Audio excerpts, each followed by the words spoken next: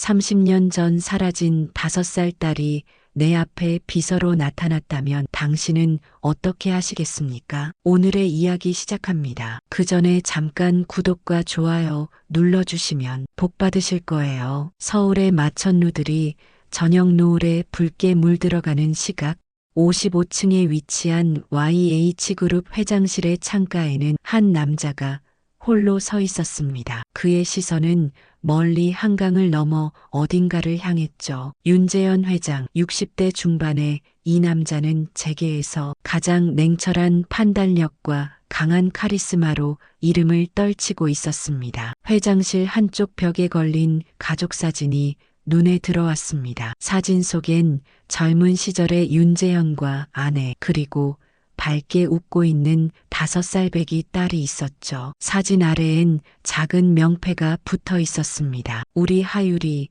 영원히 5살이라고 적혀 있었습니다. 30년 전 그날의 기억이 다시 떠올랐습니다. 백화점 놀이터에서 잠깐 눈을 뗀 사이 사라진 딸, 수많은 사람들과 경찰이 뒤진 백화점, 며칠 밤을 뜬 눈으로 찾아 헤맸던 날들, 결국 딸을 찾지 못한 채 시간만 흘러갔고 그 충격으로 아내는 세상을 떠났습니다. 윤재현은 서랍에서 두꺼운 파일을 꺼냈습니다. 윤하율 실종 사건이라고 적힌 파일엔 지난 30년간의 수색 기록이 빼곡했죠. 매년 거액을 들여 전국의 탐정사무소와 실종아동센터에 의뢰했지만 딸의 흔적은 찾을 수 없었습니다. 하지만 윤재현은 포기하지 않았습니다. 딸이 살아있다는 믿음 하나로 버텨왔죠. 책상 위엔 작은 보석함이 놓여 있었습니다. 그 안엔 쌍둥이 반지 한 쌍이 들어 있었죠. 하나는 윤하율에게 주었고 하나는 자신이 간직하고 있었습니다. 반지에 새겨진 하율이라는 이름과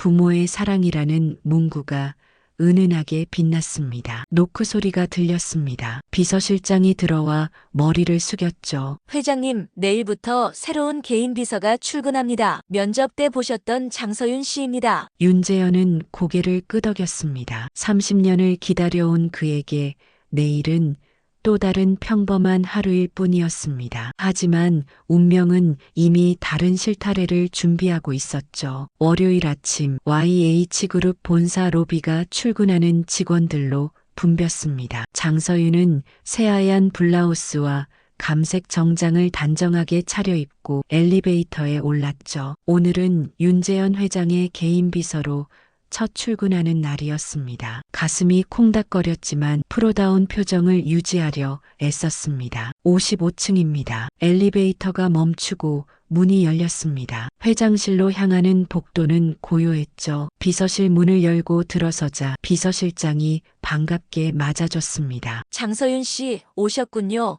회장님께 인사드리죠. 회장실 문이 열리고 장서윤은 처음으로 윤재현 회장과 마주했습니다. 창가에 서 있던 윤재현이 천천히 돌아섰죠. 그의 눈빛은 날카로웠지만 어딘가 깊은 상처가 느껴졌습니다. 장서윤 비서님, 환영합니다. 앞으로 잘 부탁드립니다. 장서윤이 고개를 숙이며 인사했습니다. 열심히 하겠습니다, 회장님. 그때 윤재현의 시선이 장서윤의 왼손으로 향했습니다. 약지에 끼워진 은반지가 햇빛에 반짝였죠. 윤재현의 표정이 순간 굳어졌습니다. 그 반지는 자신이 30년 전 딸에게 선물했던 쌍둥이 반지와 너무나 흡사했습니다. 그 반지, 윤재현이 나지막이 말했습니다. 장서윤이 의아한 표정으로 자신의 손을 내려다봤죠. 아, 이 반지요? 어릴 때부터 가지고 있었어요. 할머니께서 주신 거라고 들었습니다. 윤재현의 가슴이 쿵쾅거리기 시작했습니다. 설마 하는 생각이 머릿속을 스쳤죠. 반지에 뭔가 새겨져 있나요? 장서윤이 반지를 빼서 자세히 들여다봤습니다. 네, 희미하게 글자가 있는데 하율이라고 되어 있네요. 할머니 성함인가 했는데 할머니 성함은 다르셨거든요. 윤재현은 숨이 멎는 듯 했습니다. 하율, 그 이름은 자신의 딸 이름이었습니다. 하지만 침착함을 유지하려 애썼죠. 장 비서님, 실례지만 생년월일이 어떻게 되시죠? 장서윤이 약간 당황했지만 대답했습니다. 1994년 8월 12일입니다. 그 순간 윤재현의 다리에 힘이 풀렸습니다. 그 날짜는 정확히 자신의 딸 하유리의 생일이었습니다. 30년간 찾아 헤맸던 딸이 이렇게 자신의 앞에 나타날 줄이야. 하지만 섣불리 판단할 수는 없었습니다. 더 확실한 증거가 필요했죠. 며칠이 지났습니다. 윤재현은 장서윤의 신상 자료를 조심스럽게 파헤치기 시작했죠. 인사팀에 특별 지시를 내려 장서윤의 가족관계와 성장 배경을 상세히 조사하게 했습니다. 결과는 놀라웠습니다. 장서윤은 생후 얼마 되지 않아 부모를 잃고 할머니 손에서 자랐다고 기록되어 있었죠. 하지만 그 시기가 정확히 하유리가 사라진 시기와 일치했습니다. 비서실장 장 비서의 할머니가 어디 계신지 알아봐 주십시오. 윤재현의 지시에 비서실장이 고개를 끄덕였습니다. 이틀 뒤 순천의 작은 마을에 할머니가 살고 계신다는 보고가 올라왔죠. 주말 윤재현은 검은색 세단을 몰고 순천으로 향했습니다. 내비게이션이 안내하는 대로 좁은 시골길을 달려 작은 한옥 앞에 도착했죠. 대문을 두드리자 백발의 노인이 문을 열었습니다. 누구시죠?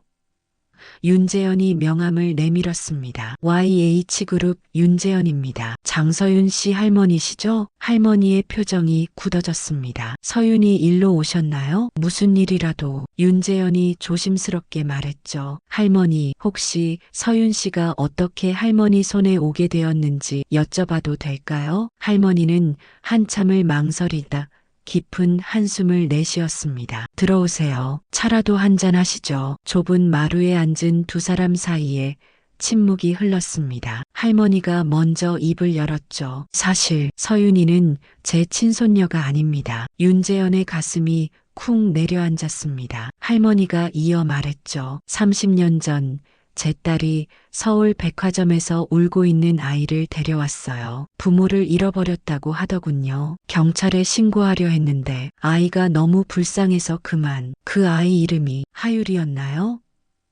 윤재현의 목소리가 떨렸습니다. 할머니가 놀란 눈으로 윤재현을 바라봤죠. 어떻게 아세요? 맞아요. 하율이라고 했어요. 반지에도 그렇게 새겨져 있었고요. 윤재현의 눈에서 눈물이 흘렀습니다. 할머니, 그 아이는 제 딸입니다. 30년 동안 찾아 헤맸던 할머니의 얼굴이 하얗게 질렸습니다. 세상에, 그럼 서윤이가 정말. 두 사람은 한참을 울었습니다. 할머니가 떨리는 손으로 낡은 앨범을 꺼냈죠. 이게 서윤이 어릴 적 사진들이에요. 처음 왔을 때는 엄마 아빠 하며 울기만 했는데 사진 속엔 점점 자라나는 하율이, 아니 서윤이의 모습이 담겨 있었습니다. 윤재현은 결심했습니다. 딸을 찾았지만 바로 정체를 밝히기보다는 서윤이가 받아들일 수 있도록 시간을 주기로 했죠. 30년의 세월은 너무나 무거웠습니다. 서윤에게도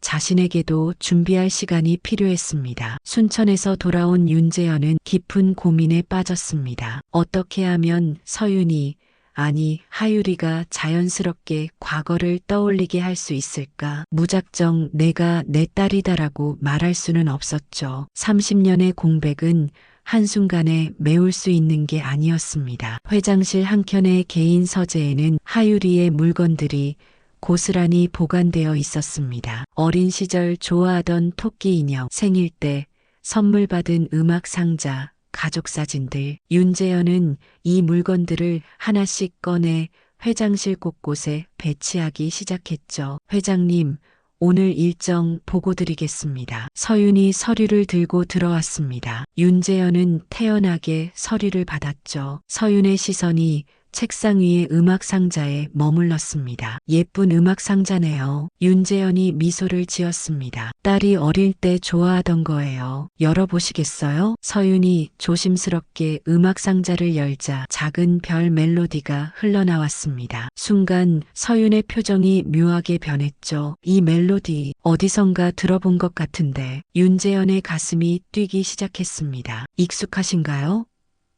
서윤이 고개를 저었습니다. 잘 모르겠어요. 그냥 왠지 아련한 느낌이 들어서요. 며칠 뒤 서윤은 회장실에서 자료를 찾다가 서재 문이 열려 있는 것을 발견했습니다. 호기심에 들어가 보니 한쪽 벽면 가득 가족 사진이 걸려 있었죠. 그중 한 사진이 서윤의 시선을 사로잡았습니다. 5살쯤 된 여자아이가 왼손 약지에 반지를 끼고 환하게 웃고 있었습니다. 그 반지는 자신이 끼고 있는 것과 똑같았죠. 이 반지, 서윤이 자신의 반지를 만지작거렸습니다. 사진을 자세히 들여다보니 액자 아래에 우리 하율이 5살 생일이라고 적혀 있었습니다. 하율, 자신의 반지에 새겨진 그 이름이었죠. 그때 뒤에서 발소리가 들렸습니다. 윤재현이 서재로 들어왔죠. 장 비서님, 여기 계셨군요. 서윤이 당황한 표정으로 돌아섰습니다. 죄송합니다. 문이 열려 있어서. 윤재현이 서윤의 시선을 따라 사진을 바라봤습니다. 괜찮아요. 그 사진이 궁금하신가요? 서윤이 조심스럽게 물었습니다. 회장님, 이 아이가 따님이신가요? 그런데 왜 이 반지가 제 것과 똑같은지. 윤재현은 깊게 숨을 들이쉬었습니다. 이제 진실을 말할 때가 왔다고 느꼈죠. 장 비서님, 아니, 하율아. 윤재현의 목소리가 떨렸습니다. 그 아이가 바로 너야. 내 이름은 윤하율. 그리고 나는 내 아버지다. 서윤의 얼굴이 창백해졌습니다. 서류 파일이 손에서 미끄러져 바닥에 떨어졌죠. 서재 안에 무거운 침묵이 내려앉았습니다. 뭐라고요? 서윤의 목소리가 갈라졌습니다. 다리에 힘이 풀려 뒤로 비틀거렸죠. 윤재현이 다가가려 하자 서윤은 손을 들어 막았습니다. 잠깐만요. 이게 무슨 말씀이신지. 제가 회장님 딸이라니요? 윤재현은 천천히 이야기를 시작했습니다. 30년 전 백화점에서 사라진 5살 딸 이야기. 반지와 생일이 일치한다는 사실, 순천에서 만난 할머니의 증언까지. 서윤은 믿을 수 없다는 표정으로 고개를 저었죠. 아니에요. 저는 장서윤이에요. 할머니가 키워주신 그냥 평범한 장서윤이라고요. 서윤의 눈에 눈물이 고였습니다. 너무나 갑작스러운 진실 앞에서 자신의 정체성이 흔들리는 것 같았죠. 윤재현이 서랍에서 서류를 꺼냈습니다. 이걸 보세요. 순천 할머니께서 직접 쓰신 확인서입니다. 그리고 이건 30년 전 경찰 수사 기록이고요. 여기 실종 신고서에 있는 하율이의 인상착의 나이, 그리고 반지, 모든 게 일치합니다. 서윤은 떨리는 손으로 서류를 받았습니다. 빼곡히 적힌 글씨들이 눈에 들어오지 않았죠. 머릿속이 하얗게 변했습니다. 이건 너무 갑작스러워요. 생각할 시간이 필요해요. 물론이죠. 서두르지 않겠습니다. 윤재현의 목소리에 간절함이 묻어났습니다. 하지만 하나만 알아주세요. 나는 30년 동안 단 하루도 너를 잊은 적이 없었어. 매일 기도했고 매일 찾았어. 서윤은 더 이상 듣고 싶지 않았습니다. 죄송합니다. 오늘은 먼저 들어가 봐도 될까요? 말을 마치자마자 서윤은 서재를 빠져나갔습니다. 복도를 걸으며 눈물이 쏟아졌죠. 엘리베이터 안에서 주저앉고 싶었지만 간신히 버텼습니다. 그날 이후 서윤은 회사에 나오지 않았습니다. 병가를 낸 것도 아니고 연락도 없었죠. 비서실장이 걱정스럽게 보고했지만 윤재현은 고개를 저었습니다. 기다립시다. 억지로 할 수 있는 일이 아니니까요. 3일째 되는 날 서윤은 작은 원룸에서 천장만 바라보고 있었습니다. 할머니께 전화하고 싶었지만 용기가 나지 않았죠. 자신이 누구인지, 지금까지의 삶은 무엇이었는지 모든 게 혼란스러웠습니다. 윤재현은 매일 같은 시간에 회장실 창가에 서서 주차장을 내려다봤습니다. 서윤이 오기를 기다리며 30년을 기다린 사람에게 며칠쯤이야 아무것도 아니었죠. 딸이 돌아올 거라는 믿음, 그것만으로도 충분했습니다. 일주일이 지났습니다. 비 오는 목요일 아침 서윤은 순천으로 내려갔죠. 할머니 집 대문 앞에서 한참을 망설이다 문을 두드렸습니다. 할머니, 저예요. 서윤이. 할머니가 문을 열자마자 서윤을 꼭 안았습니다. 아이고, 우리 서윤이 많이 힘들었지? 할머니의 품에서 서윤은 참았던 눈물을 쏟아냈죠. 따뜻한 된장찌개 냄새가 나는 부엌에 앉아 서윤은 떨리는 목소리로 물었습니다. 할머니, 제가 정말 그 집 딸이었던 거예요?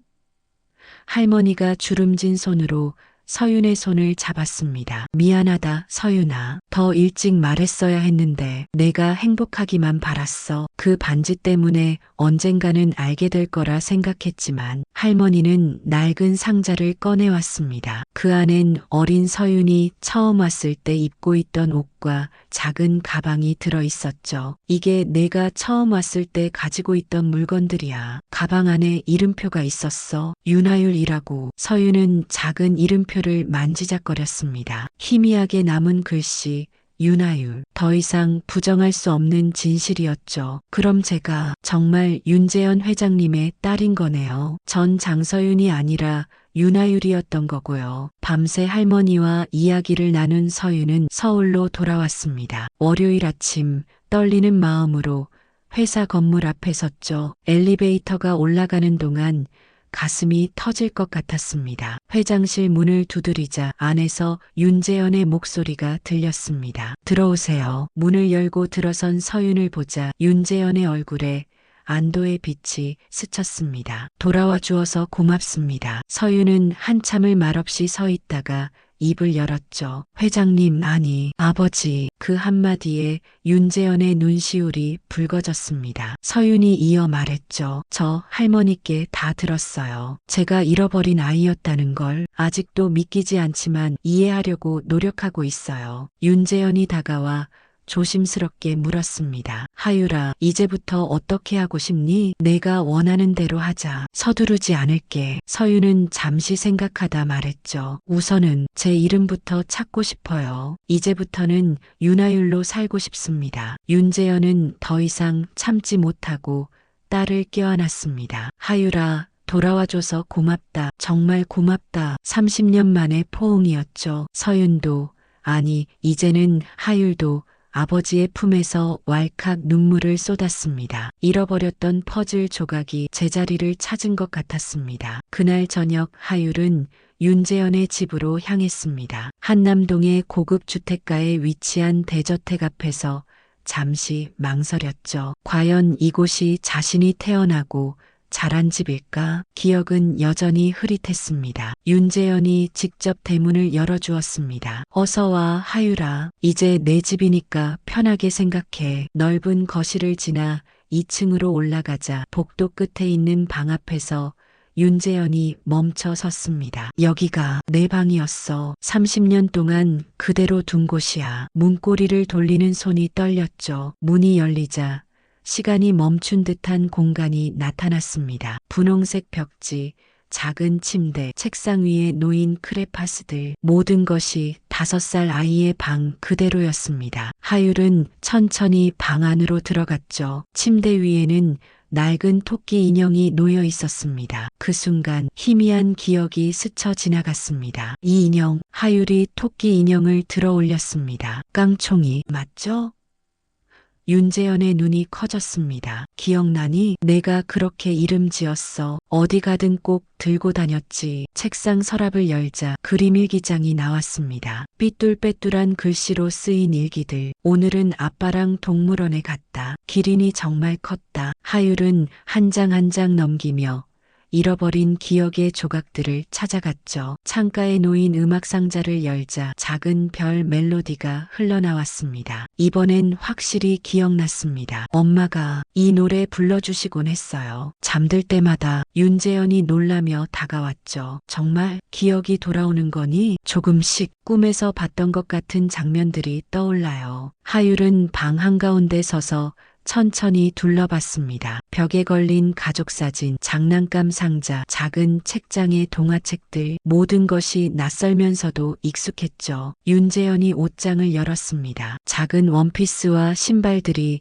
그대로 걸려 있었죠. 내 엄마가 내가 돌아오면 다시 입을 수 있을 거라고 했어. 그래서 그대로 뒀단다. 하율의 눈에 눈물이 고였습니다. 엄마는 어떤 분이셨어요? 너를 정말 사랑했어. 내가 사라지고 나서. 윤재현의 목소리가 떨렸습니다. 견디지 못하셨어. 미안하다, 하율아. 지켜주지 못해서. 부녀는 서로를 위로하며 오래도록 그 방에 머물렀습니다. 그날 밤 하율은 30년 만에 자신의 방에서 잠들었습니다. 깡총이를 안고 누워있자 어린 시절의 기억들이 하나둘 떠올랐죠. 아직은 흐릿하지만 분명 이곳이 자신의 집이었다는 확신이 들었습니다. 잃어버린 시간을 되찾아가는 첫걸음이었습니다. 월요일 아침 하율은 새로운 마음으로 회사에 출근했습니다. 인사팀에 들러 법적 절차를 시작했죠. 제 이름을 변경하고 싶습니다. 장서윤에서 윤하율로요. 담당자가 놀란 표정을 지었지만 윤재현 회장의 특별 지시가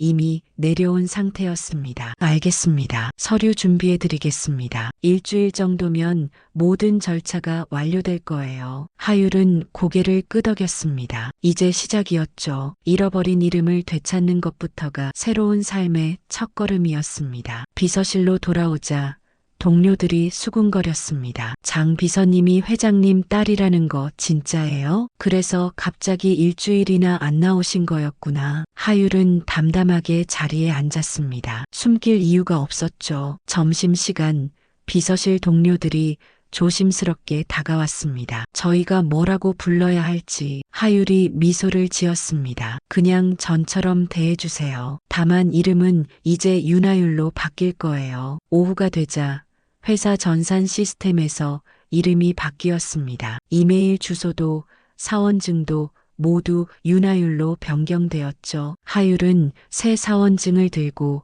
한참을 바라봤습니다. 윤하율. 원래 자신의 이름이었지만 처음으로 얻는 것 같은 느낌이었습니다. 퇴근 무렵 윤재현이 비서실로 찾아왔습니다. 하율아, 잠깐 이야기할까? 두 사람은 회사 옥상 정원으로 올라갔죠. 서울의 야경이 발 아래 펼쳐졌습니다. 적응하기 힘들지 않니? 윤재현이 걱정스럽게 물었습니다. 괜찮아요. 오히려 마음이 편해졌어요. 하율이 대답했습니다. 그동안 뭔가 빠진 것 같은 느낌이 들었거든요. 이제야 제자리를 찾은 것 같아요. 윤재현이 딸의 어깨를 토닥였습니다. 고맙다. 너무 서두르지 마. 천천히 적응하면 돼. 다음 날 하율은 이사회에 정식으로 소개되었습니다. 제가 여러분께 소개하고 싶은 사람이 있습니다. 윤재현이 하율의 손을 잡고 일어섰죠. 제 딸 윤하율입니다. 30년 만에 가족을 되찾았습니다. 회의실에 박수 소리가 울렸습니다. 하율은 당당하게 인사했죠. 안녕하세요. 윤재현 회장의 딸 윤하율입니다. 더 이상 장서윤이 아니었습니다. 이제 그녀는 진짜 자신의 이름으로 살아갈 수 있었습니다. 저녁 한남동 저택에서 작은 가족 파티가 열렸습니다. 순천에서 올라온 할머니도 함께했죠. 우리 하율이가 제자리를 찾아서 얼마나 다행인지 할머니가 눈물을 글썽였습니다. 하율은 할머니를 꼭 안았습니다. 할머니 덕분에 제가 있을 수 있었어요. 정말 감사해요. 윤재현이 샴페인 잔을 들었습니다. 하율이가 돌아온 것을 축하하며 세 사람의 잔이 부딪히는 소리가 울렸죠. 창밖으로 서울의 불빛이 반짝였습니다. 30년의 기다림 끝에 찾은 행복이었습니다. 하율은 아버지와 나란히 서서 야경을 바라봤습니다. 잃어버린 시간은 되돌릴 수 없지만 이제부터 새롭게 써내려갈 이야기가 있었죠. 가족이란 이름으로 다시 만난 그들에게는 무한한 가능성이 펼쳐져 있었습니다. 어떤 인연은 시간이 지나도 반드시 다시 만나고 기억은 희미해져도 사랑은 영원히 남는다는 것을 증명하듯이 오늘도 귀한 시간 내어 끝까지 시청해주신 구독자 여러분 진심으로 감사드립니다. 오늘의 이야기가 마음을 울렸다면 구독과 좋아요, 댓글 부탁드립니다.